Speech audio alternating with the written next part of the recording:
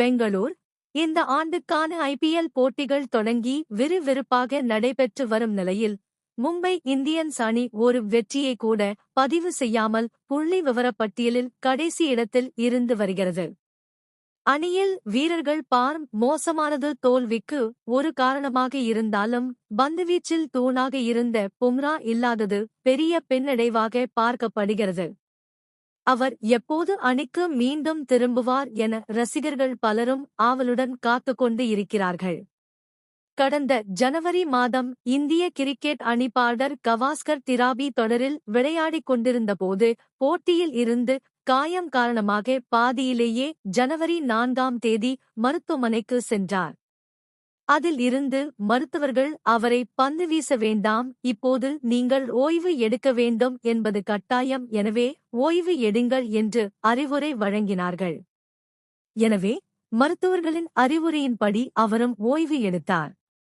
காயம் காரணமாக அவர் 2025 champions trophy தொடரில் விளையாடும் வாய்ப்பையும் இழந்தார்.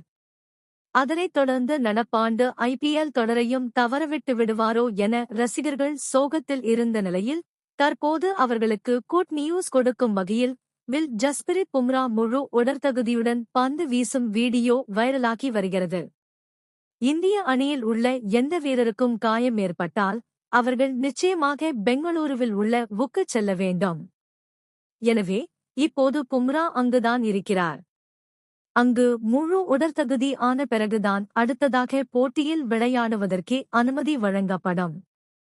இப்போது பும்ராவும் சிறப்பாக முழு உடற்தகுதியுடன் பந்து வீசியுள்ள காரணத்தால் விரைவில் அவருக்கு அனுமதி வழங்கப்படும் எனவும் எதிர்பார்க்கப்படுகிறது. எப்போது அணிக்கு திரும்ப வாய்ப்பு? அணியின் பயிற்சியாளர் மஹேல ஜெயவர்தனே, பிசிசிஐ மருத்துவக் குழுவின் கருத்தை பொறுத்து நாங்கள் காத்திருக்க வேண்டும். தற்போது எல்லாம் நன்றாக உள்ளது, அனுமதி வழங்கிய பிறகு அணிக்கு திரும்புவார் என்று கூறியுள்ளார். எனவே துல்லியமான தேதி இன்னும் உறுதிப்படுத்தப்படவில்லை. ஆனால் ஏப்ரல் முதல் வாரம் அல்லது 2வது வாரம் அவர் மும்பை அணிக்கு திரும்புவதற்கான வாய்ப்பு அதிகம் உள்ளது.